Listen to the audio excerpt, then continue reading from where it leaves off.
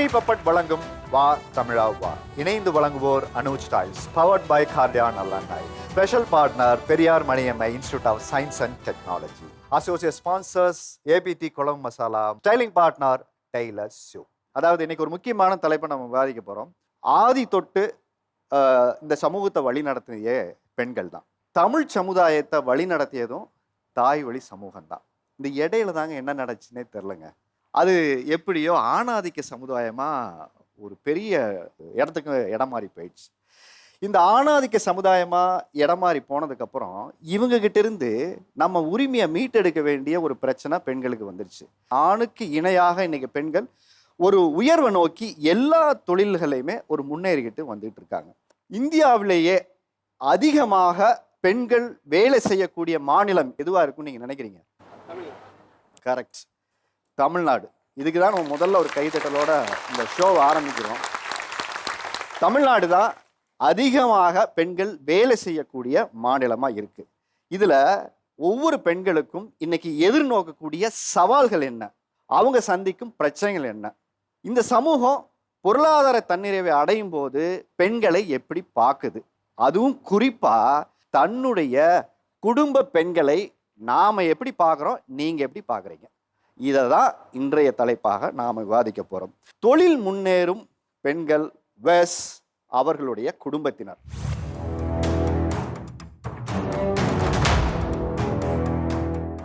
முதல்ல கேள்வியா, என்ன தொழில் பண்றீங்க? நான் ஒரு மேக்கப் ஆர்டிஸ்ட், அப்புறம் ஹோம்மேட் கேக் பேக் பண்ணிட்டு இருக்கேன். 2 பிசினஸ் பண்ணிட்டு இருக்கோம். ஹோம்மேட் கேக்ஸ் பண்றீங்க? நான் ஒரு ஃபேஷன் டிசைனர். அப்புறம் ஆன்லைன்ல என்ன மாதிரி வெளியில வரணும்னு நினைக்கிற நிறைய லேடிஸ்க்கு நான் ஒரு டியூட்டரா கிளாஸஸ் எடுத்துட்டு இருக்கேன். மந்த்லி இது எவ்வளவு வருமானம்னு சொல்லலாமா? அபவ் 10 lakhs வரைக்கும் சம்பாதிக்கிறேன். என்னுடைய பேர் ஆர்த்தி செல்வகுமார். நான் சிதம்பரத்துலேருந்து வரேன். சிதம்பரத்துல? நான் ஆர்கானிக் ஃபுட் மேனுஃபேக்சரிங் பண்ணி எக்ஸ்போர்ட்டும் பண்ணிட்டு இருக்கேன், லோக்கலில் ஃபுல்லாக சேல் பண்ணிட்டு இருக்கேன். என் பேர் இளவரசி பி ஜெயகாந்தன் சார். நான் கேரளாவிலேருந்து திருச்சூர்ன்ற ஊர்லேருந்து வந்திருக்கேன். திருச்சூர்லேருந்து வரேன். நான் ப்ராப்பர் மதுரை உசிலம்பட்டி. நான் அந்த சிப்ஸ் பிஸ்னஸ் பண்ணுறேன். பேக்கரி ஒரு 6 யூனிட் பண்ணுறேன் ஆல்ரெடி. அது மாதிரி ஒரு 13 நாடுகளுக்கு எக்ஸ்போர்ட் பண்ணுறேன். 13 நாடுகளுக்கு பண்ணுறீங்க? எவ்வளோ வருஷமா பண்ணுறீங்க? நான் 25 வருஷமா பிஸ்னஸ் பண்ணுறேன். 25 வருஷமா இருக்கீங்க. உங்கள் டர்ன் ஓவர் என்னம்மா சொல்லுங்கள்? 1 மந்தில் 10 CR பண்ணுறேன் சார். 10 C பண்ணுறீங்க, ரொம்ப சந்தோஷம். 140 ஸ்டாஃபு என்கிட்ட வேலை பார்க்குறாங்க. 140. என் பேர் மகேஸ்வரி, கும்பகோணத்துலேருந்து வரேன். Electrical engineers. மினிமம் ஒரு 50 எம்ப்ளாயிஸ் ஒர்க் பண்ணுறாங்க. என்ன டர்ன் ஓவர் பண்ணுறீங்க? 6 crores. 6 crores பண்ணியிருக்கீங்க டர்ன் ஓவர்.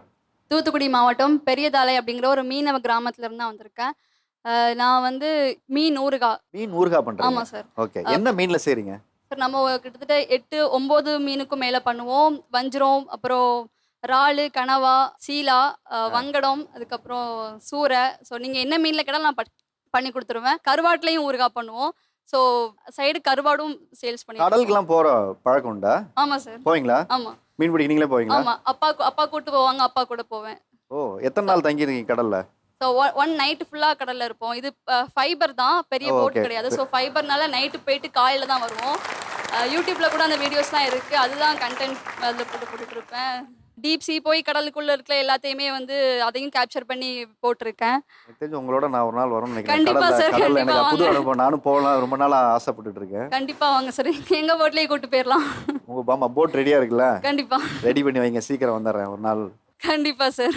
யூஸ்வலாகவே இந்த மீன் தொழில் இருக்கக்கூடிய நிறைய சிரமங்கள் இருக்குது, மீனவர்கள் படக்கூடிய நிறைய சிரமங்கள் இருக்குது. ஒரு பொண்ணை இந்த மாதிரி ஒரு தொழிலுக்கு நம்ம கூட்டிகிட்டு போகலாம் அப்படிங்கிற ஒரு விஷயம் உங்களுக்கு எப்படி தோணுச்சு? நான் பயம் தள்ளும்போது எப்போ நான் வளைக்கி வர சொன்னாப்புல எனக்கு ஒரு பயம். ஐயோ அம்மா ரொம்ப பயமாக இருக்குமா, வேண்டாமான்னு சொன்னேன். என் பொண்ணு சொல்லுது, எப்போ நீ பயப்படாத நான் வரப்பான்னு சொல்லி எனக்கு ஒரு தைரியத்தை அவ கூட்டினா. சரி வாமான்னு சொல்லி கூட்டிகிட்டு போனேன். இப்போ இந்த ஐடியா உங்கள்கிட்ட சொன்ன உடனே நீங்கள் எப்படி உங்களுக்கு இது சரியாக வரும்னு யோசிச்சிங்களா? சரியாக வராது, ரொம்ப யோசித்தேன். சரியே வராது, இது எப்படியுமா ஒரு பொட்டை பிள்ளைதானே அப்படின்னு கேட்டேன். இல்லைப்பா நீங்கள் வாங்கப்பான்னு அவ எனக்கு தைரியத்தை ஊட்டிட்டா. சரிம்மா வாங்கி கூட்டிட்டு போயிட்டேன். கடலில் வலைய போட்டு வாங்கிட்டு அப்படியே கரைக்கு வந்துட்டோம். கூட இருக்க நண்பர்கள் என்ன சொன்னாங்க? பக்கத்து ஃபைபர்ஸ்லாம் இருப்பாங்கல்ல, அவங்க எல்லாருமே ஃபர்ஸ்ட் ஸ்டார்டிங்ல நீ பொம்பளை பிள்ளை தானே, ஆம்பளை பையன் மாதிரி எதுக்கு போயிட்டு இருக்க, கல்யாணம்லாம் பண்ண மாட்டியா அப்படி ரொம்ப என்ன ஒரு மாதிரி பேசுவாங்க. அப்போ ரொம்ப கஷ்டமா இருக்கும். நான் அதை காதலே வாங்க மாட்டேன். அப்பாவும் அதை இப்படிலாம் பேசுறாங்க, அப்படி எதுவுமே இது பண்ண மாட்டாங்க. விடு பார்த்துக்கலாம் அப்படின்னு சொல்லிட்டு ஸ்டார்டிங் ஃபுல் சப்போர்ட்டே அப்பா அப்பா தான் கடற்கரைக்கு வந்து மீன் எடுக்கிறதுக்கு போவோம். அப்போ ஸ்டார்டிங்ல வந்துட்டு ஒரு மாதிரி பார்ப்பாங்க.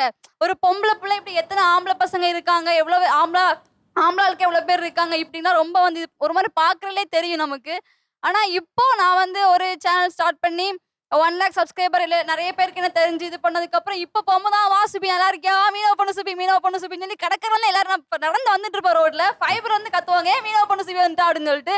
ஸோ அந்த அளவுக்கு இப்போ சப்போர்ட் இருக்குது. ஃபுல் காரணமே வந்து அப்பா தான். எவ்வளவு ஆக்சுவலா டர்ன் ஓவர் பண்றீங்க?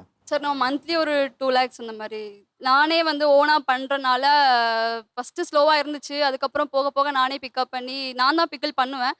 ஸோ அது கைப்பக்குவம் எல்லாம் பழகி இப்போது நல்லா செட்டாக போயிட்டுருக்கு. ரொம்ப சந்தோஷமா. என்னோட பேர் ஜெனத் ரூபன். நான் வந்து skin and hair care products homemade பண்ணிட்டு இருக்கேன் சார். இந்த ஸ்கின் அண்ட் ஹேர் கேர் அப்படின்னோடனே இதுக்கு வந்து பெண்கள் அதிகம் வராங்களா, ஆண்கள் அதிகம் வராங்களா? பாய்ஸ் தான் சார் அதிகம். ஏன் ஆண்கள் வந்து அதிகமா வராங்கன்னு நினைக்கிறீங்க?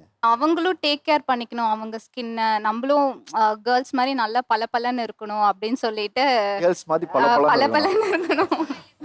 மோஸ்ட்லி ஸ்கின்னை விட ஹேர் தான் சார், ஹேர் ரிலேட்டடாக தான் வருவாங்க. எல்லாருக்கும் பிரச்சனை அந்த முடிதான். முடியை உண்மையாவே பாதுகாக்க முடியுமா நீங்க கொடுக்குற ட்ரீட்மெண்ட்ல? மோஸ்ட்லி பார்த்தீங்கன்னா 70% நம்ம லைஃப் ஸ்டைல் தான் sir. Life style, stress, sleep ப்ராப்பராக இல்லை. ஸோ நான் வந்து ஹேர் ஆயிலை விட இன்டேக் தான் சார் சஜஸ்ட் பண்ணுவேன். எங்ககிட்ட ஹேர் பூஸ்டர் ட்ரிங்க், அந்த மாதிரி பயோட்டின் பவுடர் அந்த மாதிரி இருக்கு. ஸோ ஹேர் பூஸ்டர் ட்ரிங்க்ல கருவேப்பிலை, அப்புறம் மொரிங்கா லீஃப், கோவா லீஃப், இந்த மாதிரி இன்க்ரீடியன்ட்ஸ் போட்டு அது வந்து ஒரு 40% வந்து அதை க்யூர் பண்ணும் சார். என்னதான் நம்ம வெளியில அப்ளை பண்ணாலும் அது வந்து டு பி ஃப்ரேங்க் 20% 20 to 30% தான் சார். நம்ம 70% life style, stress, 7 to 8 hours தூங்கணும், அதுதான் sir. Life style matters a lot sir, even for skin and hair ரெண்டுமே. அதை நான் ஃப்ராங்காக சொல்லிடுவேன் சார். உங்க ஹஸ்பண்ட் யாரு? ஆமா, இங்க வந்து உதடு அசைஞ்சு சத்தம் வருது, இங்க வந்து ஆத்மா அப்படி வேலை செய்யுது உள்ள. அப்படி பேசு, அப்படி இப்படி இப்படி இப்படி அப்படின்னு ஒன்று சொல்றீங்களா? அது என்ன எனக்கு புரியல. கண்டென்ட் சொல்ல வந்ததை முழுசா சொல்றாங்களா, அவங்க கன்வே பண்றதை எல்லாத்தையும் சொல்றாங்களா அப்படின்னு ஒரு எக்ஸ்பிரஷன் அவங்கள்ட்ட இருக்கு. ஸோ இருக்கிறத ஃபுல்லா எல்லாத்தையும் சொல்லணும்ல. நான் வந்து தாய்ப்பால்லையும் பிளட்லையும் நகை செய்கிறேன் சார். தாய்ப்பால்லையும் பிளட்லையும் ஜுவல் செய்றீங்களா? ஆமாம் சார், ஆமாம். கேள்விப்பட்டதே இல்லைங்க, பயங்கர ஆச்சரியமா இருக்கு. என்னென்ன பண்றீங்க?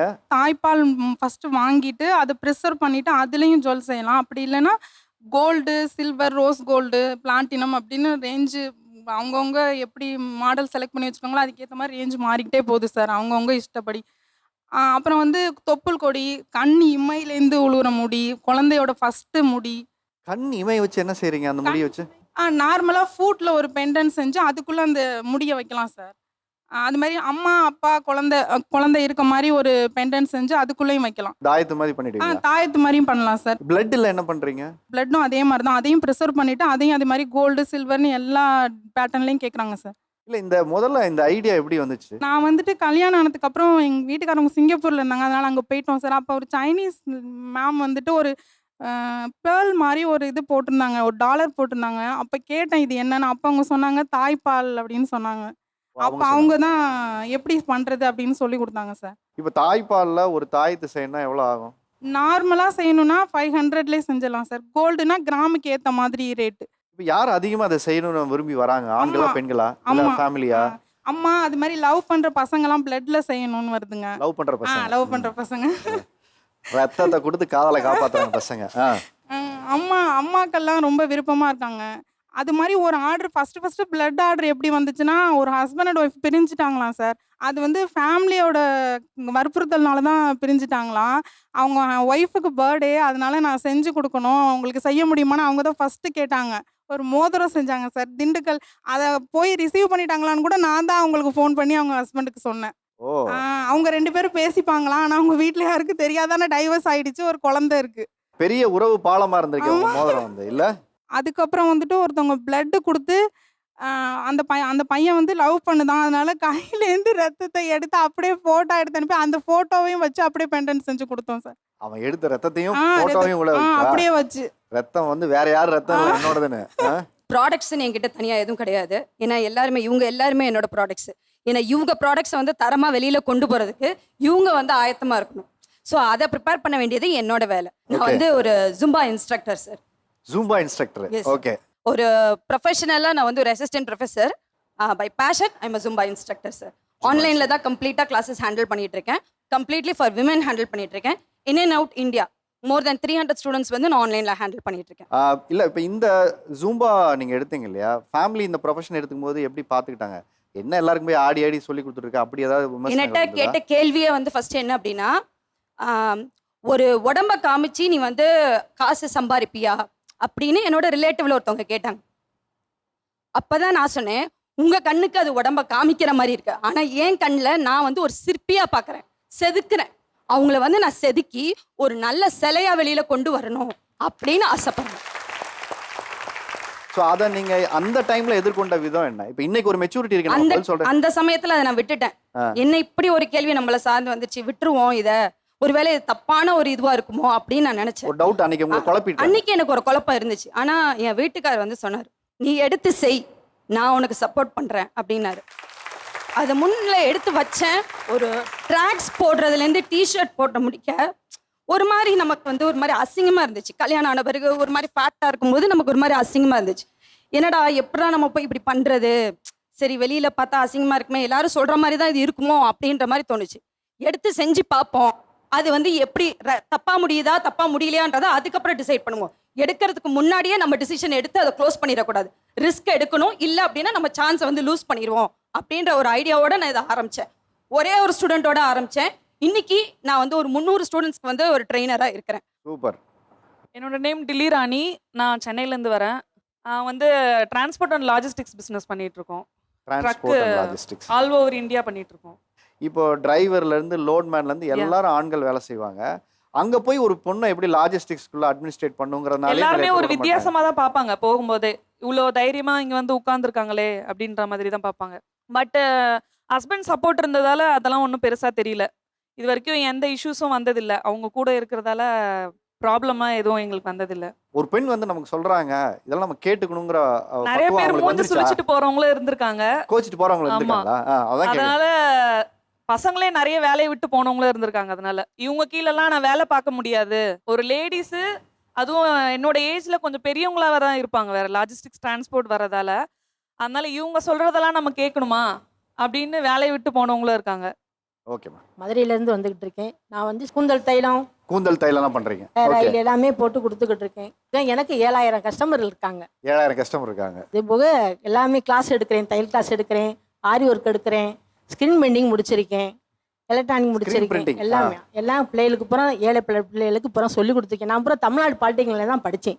ஃப்ரீயாக தான் எனக்கு சொல்லி கொடுத்தாங்க. அது மாதிரி மகளிர் சுய உதவி குழுவிலேருந்து எனக்கு பணம் கொடுத்தாங்க.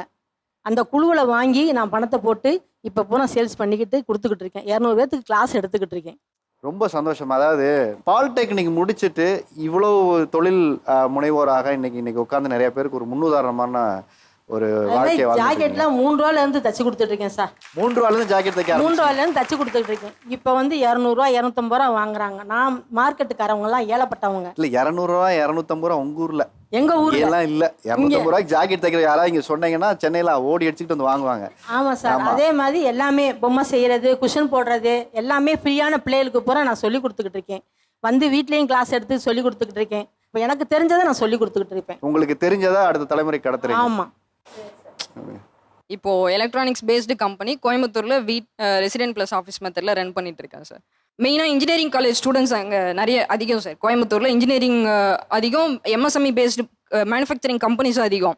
இப்போ இன்ஜினியரிங் ஸ்டூடெண்ட்ஸ் ப்ராஜெக்ட்ஸ் பண்ணுறாங்கன்னா நெக்ஸ்ட் டே ரிவ்யூனா அன்னைக்கு லேட் ஈவினிங் தான் கன்ஃபார்மே பண்ணுவாங்க மோஸ்ட்லி. அவங்களுக்கான மெட்டீரியல்ஸ் வந்து 24/7 ரெசிடென்ட் பிளஸ் ஆஃபீஸில் ரன் பண்ணிட்டு இருக்கோம். ஈவன் மிட் நைட்டில் வந்து வாங்குவாங்க. ஈவன் பாலக்காடுலேருந்து 2 மணிக்கு நைட் 2 மணிக்கெலாம் வந்து வாங்கிட்டு போவாங்க. இன்ஜினியரிங் காலேஜ் ப்ராஜெக்ட்லாம் உங்களை நம்பி தான் அங்கிட்டு போயிட்டு இருக்கு போல இருக்கீங்க. இன்னைக்கு வந்து ஒரு சக்ஸஸ்ஃபுல் உமன் ஆண்டர்பிரனராக இந்த சைடில் உட்காந்துருக்கீங்க. நீங்கள்லாம் இவ்வளோ தூரம் வளர்றதுக்கு காரணம் அவங்க தான் இந்த பக்கம் வந்து உட்காந்துருக்குறாங்க. அவங்கக்கிட்ட இப்போ என்ன கேள்வி கேட்பேன்னா, முதல்ல தொழில் ஆரம்பிக்கணும், இல்லை இப்படி ஒரு டாபிக்கு வந்த உடனே வீட்டில் அடிவகத்தில் ஒரு பயம் வரும் பாருங்க. எல்லா ஆண்களுக்கும் குடும்பத்தில் மாமியாராக இருக்கும், அம்மாவாக இருக்கும், நம்ம பொண்ணு திடீர்னு இப்படி ஒரு ஐடியா கொண்டாந்து சொல்லுது அப்படின்னோடனே ஒரு அல்லு விட்டுருச்சுன்னு சொல்லுவோம்ல, ஒரு பயம். எப்போ சும்மா இருந்தால் நீ பாட்டுக்கு இதை வந்து சொல்லிக்கிட்டு இருக்க அப்படின்னு சொன்ன விஷயம் என்ன? திடீர்னு இந்த மாதிரி நான் பண்ணணும், எனக்கு கொஞ்சம் இவ்வளோ இன்வெஸ்ட்மெண்ட் பண்ணணும் அப்படின்னாங்க. அப்போ வந்து இந்த ஸ்கின் கேர் ப்ராடக்ட்ஸ் பெரிய லெவலில் இல்லை, ஒரு 5 lakhs அந்த மாதிரி இருக்கும். ஒரு மிஷின் வாங்கணும், இல்லை இந்த மாதிரி ஒரு எம்ப்ளாயி பண்ணணும், இல்லை தனியாக வீடு பார்த்து அதில் வைக்கணும் அப்படின்னாங்க. அவங்க எடுக்கிற ஸ்டெப் எல்லாமே பெரிய பெரிய ஸ்டெப்பாக இருக்கும். என்னடா நம்ம இப்படி பண்ணியிருக்கோம், திடீர்னு இப்படி சொல்கிறாங்களே அப்படின்னு ஒரு பெரிய ஸ்டெப்பு. நம்ம ரெகுலராக ஜாப் போகிறோம், ஏர்ன் பண்ணுறோம், அந்த மாதிரி இருக்கும். திடீர்னு ஒரு ரிஸ்க் எடுக்கிறப்ப அந்த ரிஸ்க் வந்து நமக்கு கொஞ்சம் பயமாக இருக்கும். இதில் சக்ஸஸ் ஆவாங்களா ஃபெயிலியர் ஆவாங்களா அது தெரில. ஆனால் அவங்க எடுக்கிற ஸ்டெப் வந்து ஈஸியாக ரிஸ்க் எடுக்கிறாங்க. அது வந்து 5 லட்சம் ரூபாய் கேட்டது உங்களுக்கு ஒரு பயம். திடீர்னு பணம் கேட்டது பயமா, தொழில் ஆரம்பிக்கணும்னு சொன்னது பயமா? எப்படி உண்மையா சொல்லுங்க, என்ன பயமா சொல்லுங்க. வாயை திறந்து போய் ஒன்றும் வெளில வரமாட்டேங்குது, அப்படியே தடுமாறுது, இங்கே வரைக்கும் இருக்கு. சார் இல்லை சார், நான் வந்து என்கேஜ்மெண்ட் ஆனப்போ தான் நான் ஸ்டார்ட் பண்ணேன். அப்போவே நான் கேட்டேன், நீங்கள் வந்து சப்போர்ட் பண்ணுவீங்களான்னு சொல்லிட்டு. நான் பண்ணுறேன்னு தான் சொன்னார். ஆனால் நான் வந்து எப்பயுமே கொஞ்சம் பெருசாக யோசிச்சுட்டு இருந்தேன். பட் அவர் பார்த்தீங்கன்னா, அவர் எப்பயுமே சொல்லப்போனால் அவரோட லைஃப் ஸ்டைல் அந்த மாதிரி சார். ரொம்ப கஷ்டப்பட்டு வளர்ந்த பையன். இல்ல நீங்க எவ்வளவு கஷ்டப்பட்டு அந்த பணத்தை வாங்குனீங்க? அந்த இல்ல காலத்துல இன்னும் நான் வாங்கல சார், நான் வாங்கல. நான் அந்த அமௌண்ட் வாங்கல. வந்த இதுலயே அப்படியே ரொட்டேஷன் பண்ணி அப்படியே பெருசா அவர் நம்பல. நம்பல சார், இந்த அளவுக்கு வருவேன்னு அவரை நம்பல சார். சார் இப்போ அவங்களோட முயற்சியாக தான் சென்னையிலே ஒரு லேண்ட் வாங்கினோம் சார். வீடு சொந்தமாக ஊரில் கட்டினோம். என்னோட மாத சம்பளத்தில் அவ்வளோ பண்ண முடியாது. ஒரு லேண்ட் வாங்கினது, சொந்தமாக வீடு கட்டினது, முழு முயற்சி சப்போர்ட்டு. நான் இருக்கேன் உங்களுக்கு, நான் ஏர்ன் பண்ணி தரேன் அப்படின்னு சொல்லி சொன்னாங்க சார். இப்பயும் ஒரு ஃபேக்ட்ரி செட்டப்புக்கு ரெடி பண்ணிக்கிருக்கோம். அதுவும் நீங்கள் ஒன்றும் கவலைப்படாதீங்க, நீங்கள் எனக்கு சப்போர்ட் மட்டும் பண்ணுங்கள், நான் உங்களுக்கு எல்லாமே பண்ணி தரேன். உங்களுக்கு ஏர்ன் பண்ணணும் தானே, எவ்வளோ சம்பாதிக்கணும், நான் சம்பாரிச்சு தரேன் அப்படின்னு ஒரு முழு சப்போர்ட்டை அவங்க முழு நம்பிக்கை அவங்க எனக்கு கொடுத்துருக்காங்க. அதனால நானும் தைரியமா ஓகே அப்படி. இல்லை அந்த தைரியம் எல்லா முதலீடையும் நானே பார்த்துக்கிறேன்னு சொல்றதுனால தைரியமா இருக்கீங்களா? 5 லட்சம் ரூபா கேட்ட மனைவி 50 லட்சம் கேட்டுட்டா என்ன பண்றதுன்னு தயக்கத்துல இருக்கீங்களா? சார் அதுவுமே என்கிட்ட எதுவும் இல்லை, அவங்க தான் முயற்சி. அவங்களோட பிசினஸ்ல இருந்து எடுக்கிற வருமானத்தை அவங்களே இன்வெஸ்ட்மெண்ட் பண்றாங்க. ஏங்க இன்னைக்கு 5 லட்சம் ரூபா கொடுப்பீங்களா கேட்டா கொடுப்பேன்னு சொல்றாருன்னு பாருங்க. அவங்களே சம்பாரிச்சு அவங்களே போட்டுக்கொண்டு நான் ஏதோ கேட்கறேன் சார். அப்படி இல்லை சார், அவரோட சேலரி ஃபுல்லுமே அவர் கிரெடிட் ஆன அடுத்த நிமிஷம் எனக்கு சென்ட் பண்ணிடுவாரு சார். ஃபுல்லுமே எனக்கு சென்ட் பண்ணிடுவாரு சார். ஒரு பாவப்பட்ட பையனை இவ்வளவு நேரம் நான் வச்சு செஞ்சுட்டு இருக்கேன், மொத்த காசையும் வாங்கி நீங்க வச்சுக்கிட்டு. சார் இப்பயுமே அக்கௌண்ட்ல பார்த்தா ஒரு 500 கூட இருக்காது சார். இது வாங்கணும் ஜெனி, எனக்கு ஒரு 1000 ரூபா போடு, இது வாங்கணும் ஒரு 1000 ரூபா 2000 ரூபா கொடு அப்படின்னு அவங்கள்ட்ட தான் சார் நான் கேட்டு வாங்குவேன். போய் சொல்ல வேண்டியதானே சார், காசை பூரா அங்க கொடுத்துறேன் சார். எல்லாமே அவங்க தான் சார், ஃபினான்ஸ் டிபார்ட்மெண்ட் எல்லாமே அவங்க தான் சார். அது வந்து எங்களுக்குள்ள ஒரு விசிபிலிட்டி, எங்களுக்குள்ள ஒரு எந்த பிரச்சனையும் இருக்காது. பொதுவாகவே ஜென்ஸ் எங்களை மாதிரி பசங்கள்ட்ட என்ன பண்ணோம், எங்கேயாவது போவோம், ஏதாவது வாங்குவோம், யாராவது ஃப்ரெண்ட்ஸ் கேட்பாங்க அப்படின்னா நம்ம ரொம்ப தாராளமா இருப்போம். இந்தரா மச்சி எடுத்துக்கடா இந்தரா அப்படின்னு கொடுத்துருவோம். ஆனா அதுக்கப்புறம் அந்த அமௌண்ட் நமக்கு வருமா வராதா அப்படின்னு தெரியாது. இப்போ அவங்கள்ட்ட இருந்துச்சுன்னா என்னோட மச்சி வீட்டில் கொஞ்சம் கேட்கணும் மச்சி, காசு என்கிட்ட இல்லை மச்சி, ஓப்பனாகவே ஸ்டேட்மெண்ட்டை எடுத்து அனுப்பிச்சிடுறேன், எவ்வளோதான் மச்சி என்கிட்ட இருக்கு அப்படின்னு நான் சொல்லிடுறேன். வாங்கின காசெல்லாம் ஒய்ஃபுக்கு அக்கௌண்ட்டு கிரெடிட் பண்ணிட்டு பஞ்சப்பாட்டு பசங்க கேட்டா இவ்வளோதாண்டா இருக்கு, என்னடா எங்கிட்ட போய் எக்ஸ்ட்ரா ஒரு 500 போட்டாலும் திட்டுவாரு சார். ஏன் எனக்கு 500 அதிகமா போட்ட, நான் என்ன 1000 தானே கேட்டேன், எதுக்கு நீ 500 போடுற அப்படின்னு திட்டுவாரு சார் என்ன. அப்படியா? அந்த மாதிரி டைப் சார் அவரு. அவர் விவரமான ஆளு. காசை எங்க போட்டா பேங்க்ல பத்திரமா இருக்குமோ அங்க போட்டு வச்சிருது. ஏன்னா நீங்க செலவு பண்ண மாட்டீங்கன்னு தெரிஞ்சுதான் காசு உங்ககிட்ட கொடுக்குறாரு. சொல்லுங்க சார், உங்களோட பயம் என்னவா இருந்தது சார்? அவங்க முன்னெடுத்து இந்த லாஜிஸ்டிக் செய்ய ஆரம்பிச்சதுக்கு அப்புறம் என்ன உங்களுக்கு ஒரு பயம் இருந்தது? அவங்க வந்து சொன்ன அன்னைக்கே பயம் தான் அது எனக்கு. நான் வந்து ஒர்க் பண்ணிட்டு இருந்தேங்க லாஜிஸ்டிக்ஸில். எனக்கு வந்து 24/7 ஒர்க்கிங் லாஜிஸ்டிக்ஸில். எப்போ பார்த்தாலும் ப்ரெஷராகவே இருக்கிறாரு இவர், கத்திக்கிட்டே இருக்கிறாரு, ஃபோன் எடுத்து சத்தம் போட்டுக்கிட்டே இருக்காரு. இது ஏன் நம்மளே பண்ணிடக்கூடாது, ஏன் வேலை செஞ்சுக்கிட்டு அப்படின்னு தான் அவங்க சத்தத்தை ஆஃப் பண்ணுறதுக்கு தான் அவங்க இந்த வேலையை எடுத்தாங்களா? அப்போ ஆமாம், ஒருத்தர்கிட்ட நம்ம ஒர்க் பண்ணும்போது அவர் எல்லாருக்கும் பதில் சொல்ல வேண்டியதா இருக்கும். பட் நம்ம ஓனா இருக்கும்போது நம்ம டிசிஷன் தான் எதுவா இருந்தாலும், அடுத்தவங்க கிட்ட கேட்கணுன்ற அவசியம் இல்லை. ஆனா அதோட காஸ்ட் அவங்களுக்கு தெரியல, அதோட ரிஸ்கபிள் என்னன்னு அவங்களுக்கு தெரியாது. மேலோட்டமா அவங்க நினைச்சிட்டு இருந்தாங்க டிரான்ஸ்போர்ட்டேஷன்ங்கிறது ஹெவி ரிஸ்கபிள். இது ஒரே நாளில் வந்து 40 lakhs 50 lakhs லாஸ் வர்றதுக்கான வாய்ப்புலாம் ரொம்ப ஜாஸ்தி. அதே மாதிரி இன்வெஸ்ட்மெண்ட்டும் ரொம்ப ஜாஸ்தி. அதில் அவங்க வந்து கேட்டாங்க எவ்வளோ இன்வெஸ்ட்மெண்ட் உங்களுக்கு தேவைப்படுங்க. நான் இவ்வளோலாம் எங்கேருந்து ரெடி பண்ண முடியும், ஒரு 10 லட்ச ரூபா இருந்தால் போதுமா ஆரம்பிச்சிடலான்னு. ஒரு 3 நாள் கழிச்சு மெசேஜ் அனுப்புகிறாங்க, என் அக்கௌண்ட்டில் ஒரு 10 லட்ச ரூபா வந்திருக்கு, ஸ்டார்ட் பண்ணலாம் நம்ம அப்படின்னு. எப்படி ரெடி பண்ணாங்க? salary பேஸ் பண்ணி லோன் வந்தது சார். 2 மினிட்ஸ்லயே கிரெடிட் ஆயிடுச்சு. கேட்கல இல்ல 10 லட்ச ரூபா வேணும்னு சொன்னீங்க. ஆமா, ரெடி பண்ணிட்டே இப்ப சொல்லு, நீங்க வேலையை விட்டுருங்க, நம்ம ஓனா ஸ்டார்ட் பண்ணிடலாம் பிசினஸ். நீங்க யார்கிட்டயும் போய் கையேந்தி வேலை பார்க்க கூடாது. நம்மளே ஓனா ஸ்டார்ட் பண்ணி நமக்கு கீழே 4 பேர் பாரதி வேலை கண்ட பார்க்கணும். புரட்சி பெண் மாதிரி உடனே டிசிஷன் லோனை போட்டாச்சு வாங்கியாச்சு டிஸ்கஷனே கிடையாது. ஆமா சார். இல்ல டப்புன்னு இப்படி ஒரு டிசிஷன் எடுத்து 10 லட்சம் ரூபா லோன் வாங்கிட்டாங்க உங்களுக்கு பயம் வரலையா? இல்லை அதான் நான் வந்து கடனே வாங்கக்கூடாதுன்னு சொல்கிற ஆள். ஸ்டார்டிங்லேருந்து எனக்கு கடன் கிடையாது, 1 ரூபா கூட கடன் கிடையாது. எடுத்து பண்ணி 10 லட்ச ரூபா கடன் வாங்கி வச்சிருக்கேன், யார் அடைக்கிறது இதை? அவங்கள காப்பாத்துறதுக்காகவே நான் உழைக்க வேண்டியதா போச்சு ஜாஸ்தி. அது எது அந்த 10 லட்சம் ரூபாய்? ஆமா சார் 10 lakhs இப்ப 50 lakhs வரைக்கும் வந்து நின்றுருக்கு சார். 50 lakhs லோன்ல இருக்கா? ஆமா ஆமா 50 lakhs லோன்ல இருக்கு இப்போ. இல்ல இப்போவுமே இயர்லி பாத்தீங்கன்னா நாங்க ஆரம்பிக்கும் போது மந்த்லி வந்து ஒரு 3 lakhs தான் எங்களோட டர்ன் ஓவர். 2018ல. இன்னைக்கு இந்த வருஷம் நாங்க டர்ன் ஓவர் பண்ணிருக்கிறது வந்து 8 crores. 8 crores. ஆமா. 10 லட்சம் ரூபாயில இந்த 8 கோடி ரூபாய் அவங்கள முதலாளி ஆக்கிட்டாங்களாங்க. 8 கோடி ரூபாயில 50 லட்ச ரூபாய் இப்ப கடன் இருக்கு எனக்கு. டர்ன் ஓவர் தான் 8 crores அது. சார் அதுல ஓன் ஹவுஸ் இருக்கு. இப்ப அடுத்த ஆபீஸ்க்கும் லேண்ட் பாத்துட்டு இருக்கோம். சோ அதனால அத சேவிங்ஸாவும் ஒன்ஸ் பண்ணிட்டு தான் இருக்கோம். கடன்ல இருந்து அவர் எப்படி மீக்கணும்னு தான் பாத்துட்டு இருக்கோம். பிசினஸ்ல ரொட்டேட் ஆயிட்டு இருக்கறதால தெரியல பெருசா. இப்ப இந்த மாதிரியான அடாதடியாக ஒரு திடீர்னு முடிவெடுத்து அதை அச்சீவ் பண்றதுங்கிறது நிறைய நேரம் நமக்கு பயத்தை தான் கொடுக்கும். இந்த மாதிரி இவங்க எடுக்கிற முடிவுகள்லாம் எப்போ அந்த பயம் வருது? இந்த அல்லு விடுறதுன்னு சொல்லுவாங்களா அடிக்கடி ஒய்ஃபை பார்த்தா, அந்த மாதிரி? இல்லை சில டைம் வந்து ஸ்டாஃப் வந்து சத்தம் போடும்போது தான் சார் எனக்கு வந்து நான் அவங்க கூடவே ஒர்க் பண்ணுறேன். பெரும்பாலும் அவங்க எப்படி பண்ணுறாங்க 24/7 எங்களோட ஒர்க்கு. அதனால அவங்கள எப்படி வேலை வாங்கணுன்ற டெக்னிக்கல் எல்லாம் எனக்கு தான் தெரியும். அவங்க அதை பற்றிலாம் கேர் பண்ண மாட்டாங்க. இல்லை ஒர்க்கர்ஸை நீங்கள் எப்படி சமாதானப்படுத்துவீங்க? இவங்க இப்படி பண்ணிட்டு போயிட்டாங்க, அவனோட நான் அன்னைக்கு மல்லு கட்டி அவனை சமாதானப்படுத்துறதுக்குள்ள இல்லை என் கூட நான் ஃப்ரெண்ட்லியாகவே இருந்துருவேன் சார் ஸ்டார்டிங்லேருந்து. அதனால மேடம் அப்படி தான் எதாக இருந்தாலும் நான் மேனேஜ் பண்ணிக்கிறேன். அதுக்கப்புறம் நான் தனியாக இருக்கும்போது பேசிக்கிறேன், வீட்டுக்கு போயிட்டு நீ ஒரு வேலையை பாரு அப்படின்னு சொல்லிவிடுவேன் நான். ஓகே நீ பாட்டுக்கு கண்டினியூ பண்ணு, உனக்கு குடும்பம் அப்படி சொல்லுங்க. வீட்டில் போய் நான் 2 அடி வச்சு எல்லாம் சரி பண்ணுறேன், நீ உடுப்பா அதெல்லாம். நான் அதெல்லாம் வாய்ப்பு கிடையாது சார், நான் தான் அடி வாங்குவேன். அதெல்லாம் ஒண்ணும் இல்ல சார், அதெல்லாம் சும்மா சொல்றாரு. நீங்க வந்து அஃபிஷியலா வந்து ஃபைனான்சியலாவும் அக்கௌண்ட்ஸ்ல தலையிடாதீங்க தயவு செஞ்சு. எல்லா ஸ்டாஃபும் பாராட்டுற ஒரே விஷயம், இவங்களை நம்பி எவ்வளோ பேருக்கு வேணாலும் கமிட் பண்ணாலும் பண்ணலாம். 5ஆம் தேதிக்குள்ள கடனை வாங்கியாவது சேலரியை போட்டுருவாங்க. கையில் காசு இல்லைனாலும் வேலை செய்கிறவங்களுக்கு நான் 5ஆம் தேதிக்குள்ள சேலரி கொடுத்தே ஆகணும். குவாரண்டைன் டைம்லேயே வந்து எல்லாருக்கும் சேலரி வந்து 4ஆம் தேதி போட்டே ஆகணும் அவங்களுக்கு. நான் இப்படி அதே மாதிரி டைமிங் பங்க்சுவாலிட்டி வந்து ஸ்டாஃபுக்கு மட்டும்தான், அவங்களுக்கு கிடையாது. ஓகே, அதுக்காக நான் சத்தம் போட வேண்டியதாக இருக்கும். முதல்ல நீ 9:30 ஆஃபீஸ் உள்ள வந்து உட்காரு, அப்போ தான் எல்லாருக்கும் பயம் வரும்.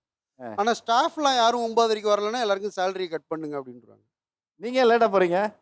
லேட்டா எப்படி போறதுன்னா பையன் வேற இருக்கிறதால அதை மெயின்டைன் பண்ண முடியல. ஸ்டார்டிங்லேருந்து அப்படி தான் சார், குழந்தை பிறக்கிறதுக்கு முன்னாடிலேருந்தே லேட்டு தான். அதனாலேயே நான் முன்னாடி போய்டுவேன் ஆஃபீஸ்க்கு. நீ மெதுவாகாமா நான் போகிறேன் ஆஃபீஸ்க்குன்ட்டு போய்டுவேன் நான். இல்லை ஒருவேளை முதலாளி ஆனது காரணம் கூட அதுவாக இருக்கலாம் இல்லையா? கொஞ்சம் அப்படியே ஆஸ்வாசப்படுத்திட்டு போகலாம், நம்ம இப்போ ஓனர் ஆகிட்டோம். சார் எம்டி உள்ளே இருந்தால் தானே ஸ்டாஃபுக்கு பயம் வரும். அவங்களே வந்துட்டாங்க நம்ம வந்தாங்கன்ற பயம் ஸ்டாஃபுக்கு அப்போ தான் வரும், இல்லைன்னா வராது. இல்லை நீங்களும் ஒரு எம்டி தானே உள்ளே போனீங்கன்னா? யாருக்குமே தெரியாது பாதி பேருக்கு. நான் சேல்ஸ் அண்ட் ஆப்ரேஷன் மேனேஜர் தான், கார்டு என்னோட விசிட்டிங் கார்டு. எம்டி வந்து அவங்க பேர் தான், ப்ரொப்ரேட்டரி எம்டின்றது அவங்க பேரில் தான். அப்படியா? ஆமாம். ஆக்டிங் கூட பண்ண முடியாது அங்கே போய்? ஒன்றும் பண்ண முடியாது. ஜிஎஸ்டிலேருந்து பேங்க் அக்கௌண்ட்டில் சைன் பண்ணுறது எல்லாத்துக்கும் சைனிங் அத்தாரிட்டி அவங்களது தான். ஒவ்வொரு கஸ்டமர்கிட்ட அக்ரிமெண்ட் போடும்போது சைனிங் அத்தாரிட்டி அவங்களோட தான் வரும். ஓகே, நான் வந்து சேல்ஸ் அண்ட் ஆப்ரேஷன் மேனேஜர்ஸ் மட்டும்தான். எனக்கு நீங்கள் பேசலாம் ரொம்ப அழகான விஷயம் என்னன்னா, அவரோட உழைப்பு அதுதான் அவங்களுடைய தைரியம், தன்னம்பிக்கை. அதுதான் இன்னைக்கு இவ்வளோ பெரிய வெற்றி அவங்களுக்கு கொடுத்துருக்கு. Thank you sir, thank you. இவர்கிட்ட கொடுங்க. ஒரு பெண் ஒரு ஃபிட்னஸ் ட்ரைனராக, அது ஜூம்பா ட்ரைனராக 4 பேருக்கு முன்னாடி நம்ம ஆடும்போது நிறைய கேள்விகள் இருக்கும். கணவனா உங்களுக்கு இருந்த பயம் என்ன அன்னைக்கு? எனக்குன்னு நீங்கள் சொன்ன மாதிரி இந்த இன்வெஸ்ட்மெண்ட் அந்த மாதிரி எதுவும் பயம் இல்லை. ஏன்னா அந்த அளவுக்கு இன்வெஸ்ட்மெண்ட் இல்லை. இந்த ஃபீல்டுன்னு பார்த்துக்கிட்டோன்னா நம்ம தான் ப்ராடக்ட், நம்மளே தான் அட்வர்டைஸ்மெண்ட்டும். அது வந்து எனக்கு புரிஞ்சிருச்சு. ஆனால் எனக்கு இருந்த பயம் அப்படின்னா, இது எப்படி மற்றவங்களுக்கு புரியும், மற்றவங்க எப்படி அதை எடுத்துக்குவாங்க, வீட்டில் இருக்கவங்க வந்து அதை எப்படி எடுத்துக்குவாங்க. ஏன்னா ஃப்ரீ அட்வைஸ் வந்து நமக்கு எல்லா பக்கத்துலேருந்து வரும். இது வந்து வீட்டிலன்னு இல்லை, நம்ம ஃப்ரெண்ட்ஸ் சர்க்கிளில் இருந்தே பர்சனலாக ஒன்று சொல்கிறேன் அப்படின்னு சொல்லி அட்வைஸ் வரும். என்னென்ன ஃப்ரீ அட்வைஸ் சொன்னாங்க அப்போ?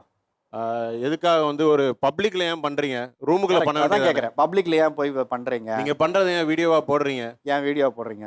ஏன் வீடியோவா போடுறீங்க? ரூமுக்குள்ள தானே பண்றீங்க, அது ஏன் வெளியில வரணும்? சாமி ரூமுக்கு முன்னாடி ஏன் பண்றீங்க?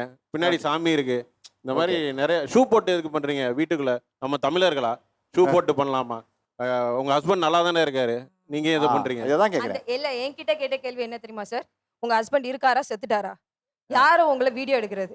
உங்க வீட்ல எல்லாம் கேள்வியே கேட்க மாட்டாங்களா? நீங்கெல்லாம் எதுக்கு ஃபர்ஸ்ட் இந்த மாதிரி ஆடிட்டு திரியுறீங்க? என்னத்துக்காக ஆடுறீங்க? வீட்டு வேலையே செய்ய மாட்டீங்களா? நான் வீட்டு வேலை செய்யறேன்னா செய்யலையான்றதை நான் வந்து எல்லாத்தையுமே வீடியோ எடுத்து போட முடியாது. நான் எல்லா வேலையும் செய்வேன், சமைக்கவும் செய்வேன். நான் வந்து ஒரு கராத்தே இன்ஸ்ட்ரக்டர். நான் ஒரு மாஸ்டர். நான் கிளாஸஸ் எடுத்துட்டு இருக்கேன். அதே போல நான் ஒரு சிலம்பம் லேர்ன் பண்ணிட்டு இருக்கேன். நான் ஒரு கிளாசிக்கல் டான்சர். நான் ஒரு கிளாசிக்கல் சிங்கர். எல்லாமே எல்லாமே நான் கிளாஸஸ் வந்து நான் எடுத்துட்டு இருக்கேன். எல்லாத்தையும் வந்து நான் வந்து உலகத்துக்கு காமிக்க முடியாது. எது தேவையோ அந்த பர்ட்டிகுலர் விஷயத்த மட்டும் தான் நான் வந்து வெளியில காமிக்க முடியும்.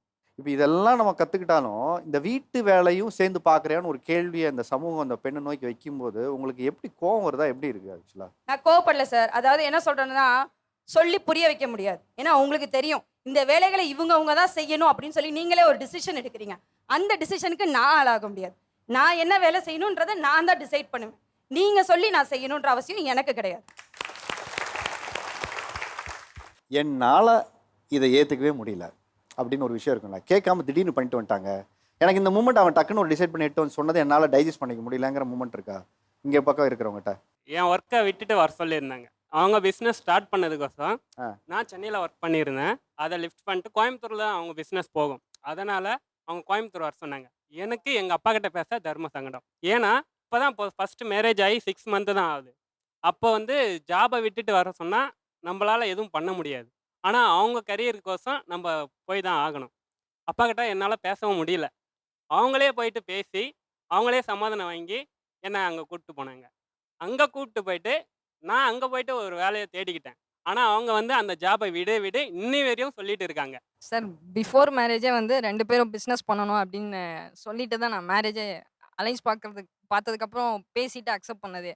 ஸோ அது ஒரு விஷயம். அதுக்கப்புறம் இவர்கிட்ட நிறைய 6 மந்த்ஸாக சொல்லி இவர் அக்செப்ட் பண்ணலை. ரெஸ்பான்ஸ் எதுவும் இல்லைன்றதுனால ஓகே வீட்டில் சொன்னாதான் இவர் கேட்பாரு அப்படின்றதுனால அவங்க வீட்டில் என்னோட மாமனார் மாமியார்கிட்ட நானே பேசிட்டேன். இல்லை, என் கேள்வி அது இல்லை. என் கேள்வி என்னன்னா, வேலையை விட சொல்ல வேண்டிய நிர்பந்தம் என்ன? ப்ராப்பரான பிஸ்னஸ் ஸ்கோப் இருக்கு சார். நானே ஒரு 20 பேர் ஸ்டாஃப் இன்ஜினியர்ஸே நம்மகிட்டே 20 பேர் வச்சு வேலை செய்கிறாங்க.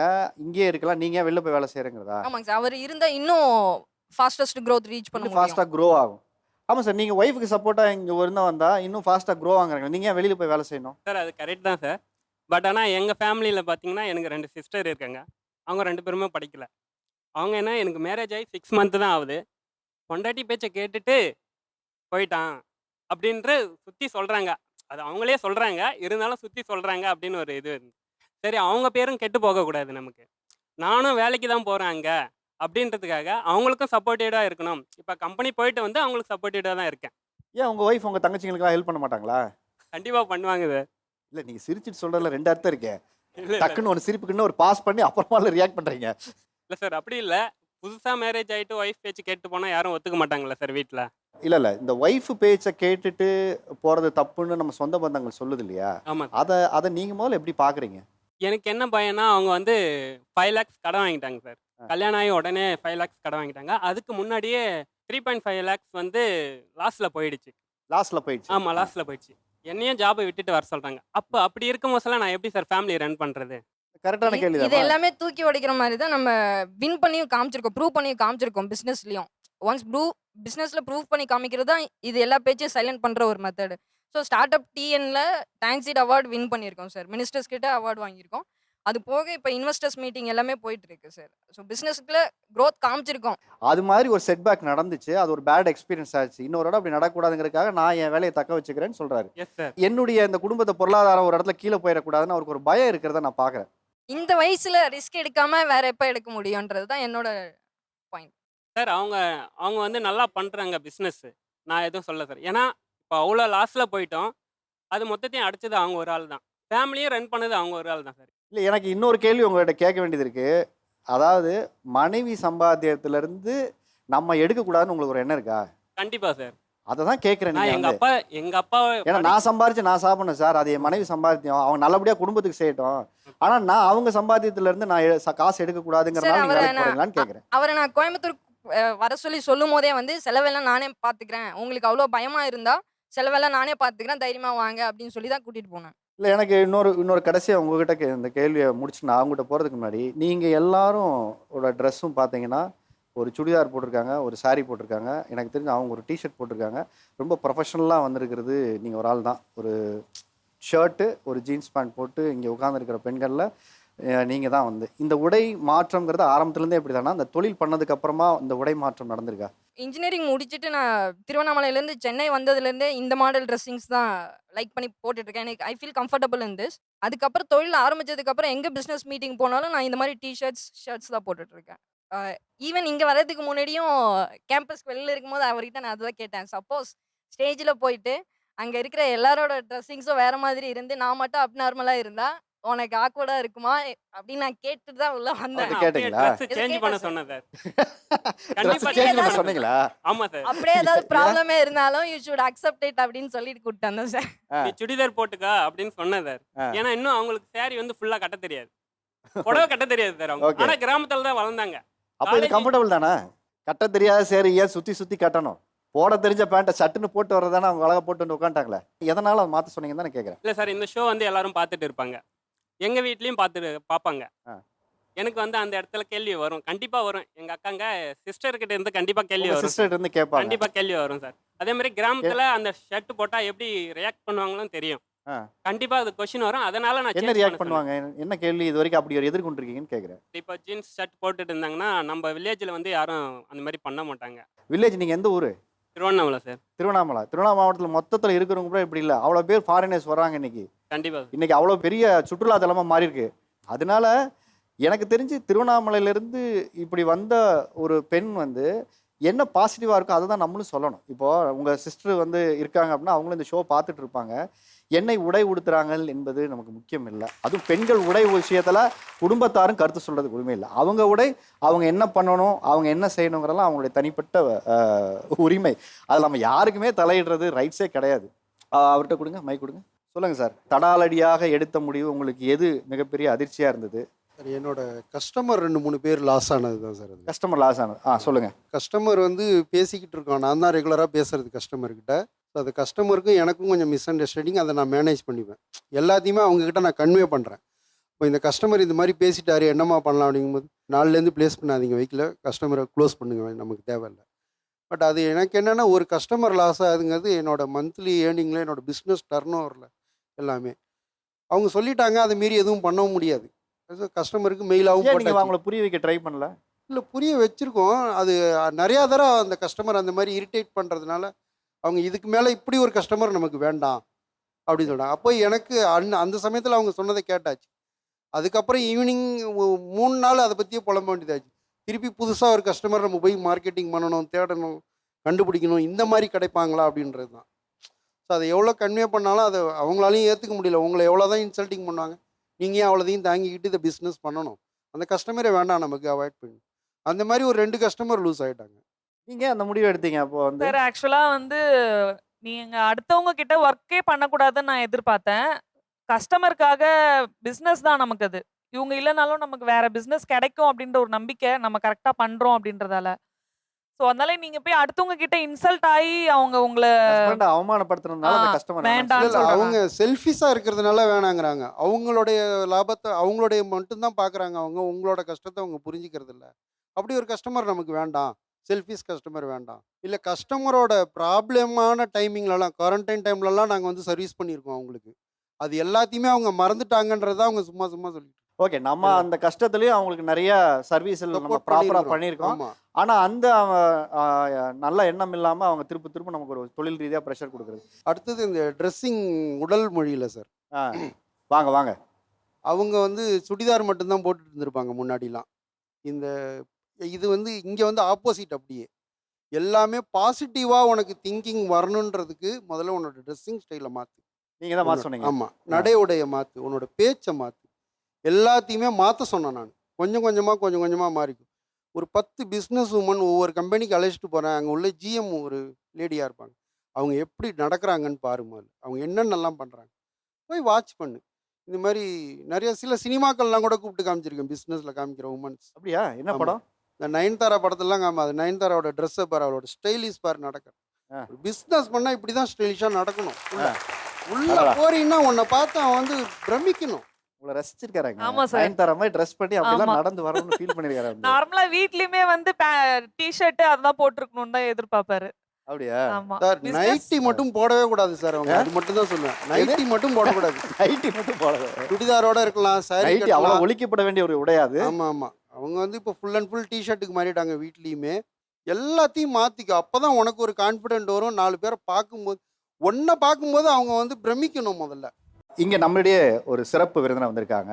ஸோ அவங்கள பற்றி நம்ம ஒரு அறிமுகம் கொடுக்கணும்னா, காயத்ரி மேடம் 0 டிகிரி பப்ளிஷிங் அப்படிங்கிற ஒரு நிறுவனத்தை தொடங்கி ரொம்ப சக்ஸஸ்ஃபுல்லாக இந்த ஒரு சில ஆண்டுகள்லேயே வந்து ஒரு நல்ல முன்னேற்றத்துக்கு ஒரு பப்ளிஷிங் மீடியாலாம் வந்திருக்காங்க. நிறைய புத்தகங்களை பப்ளிஷ் பண்ணி வெளியிட்டிருக்காங்க.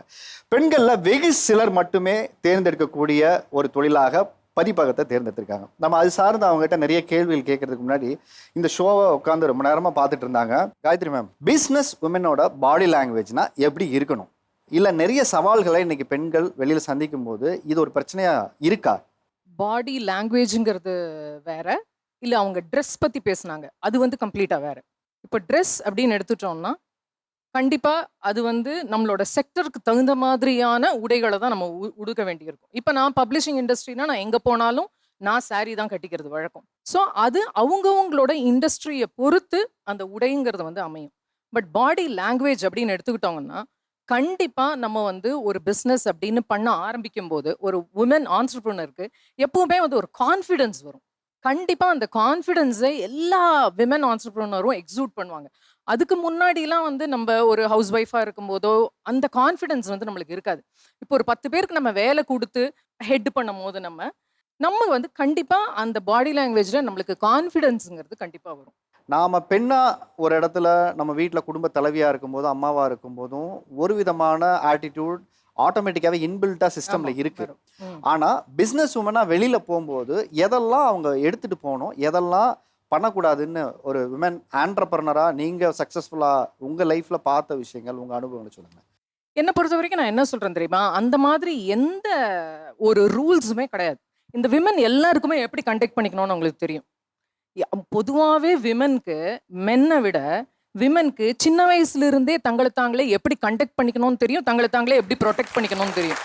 அது வந்து இன்பில்ட், அவங்களுக்கு வந்து அது இன்னேட் நேச்சர். அது விமனுக்கு வந்து எல்லாரையும் எப்படி வந்து ஒரு டீமை வந்து கொண்டு போகணும், இல்லை இன்னொரு காம்படிட்டரை பார்க்கும்போது அவங்க கிட்ட எப்படி பேசணும், எல்லாமே அவங்களுக்கு தெரியும். நம்ம சொல்லியே தர வேண்டாம். இப்படித்தான் அப்படின்னு நார்ம்ஸ் எங்கேயுமே கிடையாது. இப்போ வெஸ்டர்ன் வேர்ல்டில் பார்த்தீங்கன்னா நீங்கள் வந்து அவங்க சொல்லுவாங்க இப்படி உட்காரணும், இப்படி ஹேண்ட் ஷேக் பண்ணணும், இப்படி கண்ணை பார்த்து அதெல்லாம் ஒன்றுமே கிடையாது. நம்மளோடதே வேற, நம்மளோட செக்மெண்ட்டுங்கிறதே வேற, நம்ம விமனே வேற. நம்மளுக்கு நல்லாவே தெரியும், அவங்க அத்தனை பேருக்கும் தெரியும் எப்படி தங்களை கண்டக்ட் பண்ணிக்கணும்னு. உடையில வந்து எந்த விதமான மாற்றமும் வருமா அப்படிங்கிறது எனக்கு தெரியல. அது வந்து சௌகரியம் தான். ஃபைனலாக அது ஒரு சௌகரியம். ஒரு பிஸ்னஸுக்கு இப்படித்தான் உடை உடுத்தணும் அப்படிங்கிற அவசியம்லாம் எனக்கு வந்து தோணலை. இப்போ ஆண் மாதிரி தான் உடை உடுத்தணுங்கிற அவசியம் வந்து கண்டிப்பாக கிடையாது. இப்போ பப்ளிஷிங்லேயே வந்து அதை நீங்கள் என்ன ட்ரெஸ்ஸை நீங்கள் உங்களால் கேரி பண்ணிக்க முடியுமோ அதை தாராளமாக உங்களால் வந்து அதில் கம்ஃபர்டபுளாக உங்களை கேரி பண்ணிட்டு ரொம்ப பியூட்டிஃபுல்லாக உங்களை நீங்கள் ப்ரெசென்ட் பண்ணிக்க முடியும் அப்படின்னா எந்த ட்ரெஸ் வேணாலும் போட்டுக்கணும். ஒரு 1000 பேர் நின்னாலும் பயங்கரமாக க்ரௌட் இருக்கும். அந்த க்ரௌடுக்குள்ளே போய் நின்று அழகாக அந்த கேமரா எடுத்துகிட்டு போயிட்டு மாஸ்க் காட்டுவாங்க. அது பார்க்கறதுக்கு ஒரு செம்ம கெத்தாக இருக்கும், செம்ம மாசாக இருக்கும். ஆனால் அதே வெறியோட வீட்டுக்கு வந்துட்டு ஆக்சுவலி நம்ம ஏதாவது ஒரு விஷயத்த சொல்ல பார்ப்போம், இது இந்த மாதிரி இருக்கணுமா, இந்த மாதிரி பண்ணணும், இந்த மாதிரி ரெஸ்பெக்ட் பண்ணணும், கோவப்படக்கூடாது அப்படின்னு சொல்லும் போது ஏன் நானும் உங்களுக்கு ஈக்குவலாக தானே இருக்கேன், நானும் இதெல்லாம் பண்ணிட்டு தானே இருக்கேன். மனக்குமுறலாம் பாதி வருது, அங்கே பார்த்த உடனே மறுபடியும் பாராட்டா மாறுது, மறுபடியும் மனக்குமுறல் வெளியில் வருது, மறுபடியும் அங்கே பார்த்த உடனே மறுபடியும் ஒரு பாராட்டா மாறுது. இந்த மனக்குமுறல் தான் கேட்குறேன். இல்லை சார், அது வந்து சம்டைம்ஸ்க்கு நமக்கு கொஞ்சம் கோவம் வரதான் சார் செய்யும். ஸோ இனிஷியலாக ஐடியாஸ் கேட்பாங்க. இப்போ எப்படி ஆயிட்டாங்கன்னா பிஸ்னஸில் க்ரோ ஆயிட்டாங்க, she got that maturity and idea. நம்மள்ட்ட கேட்கும் போது கேட்பாங்க, நம்ம ஒரு ஏதாவது நெகட்டிவ் சொன்னோன்னு வச்சுங்களேன், ஒன்ட்ட கேட்டதுக்கு கேட்காமலே இருக்கலாம் அப்படிங்கிற ஒரு எக்ஸ்பிரஷன் வரும். அப்புறம் ஏன்டி கேட்ட அப்படிங்கிற மாதிரி நம்மளுக்கு ஒரு ஃபீல் வரும். So it's 2 way. ஸோ நம்ம பதில் சொல்லனாலும் மாட்டிப்போம், சொன்னாலும் மாட்டிப்போம் அப்படிங்கிற ஒரு சுச்சுவேஷன். ஏங்க ப்ரோஸ் அண்ட் கான்ஸ் ஒரு பிஸ்னஸ் பண்ணும்போது அது இது நடந்தா இப்படி நடக்கும்னு சொல்றது உங்களுக்கு இதுதானே? இல்ல கரெக்ட் தான். சோ அந்த பாயிண்ட் அதுதான் சொல்றேன். அந்த ப்ரோஸ் அண்ட் கான்ஸ்ன்றதே இம்பார்ட்டன்ட் தான். பட் அந்த ஒரு மோட்டிவேஷனே இல்லாம போயிடுது இல்லையா?